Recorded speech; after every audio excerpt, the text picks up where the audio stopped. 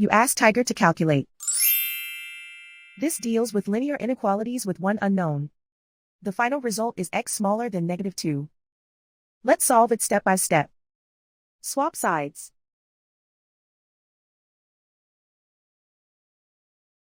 Isolate the x. Divide both sides by -16. Whenever you multiply or divide by a negative, reverse the inequality sign.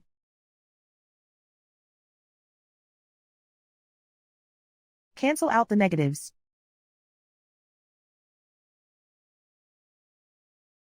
Simplify the fraction.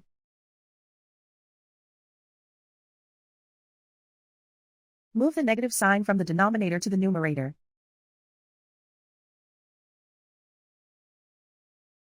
Find the greatest common factor of the numerator and denominator.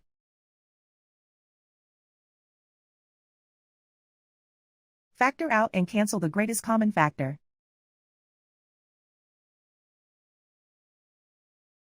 Plot the solution on a coordinate grid. And so the final result is x smaller than -2.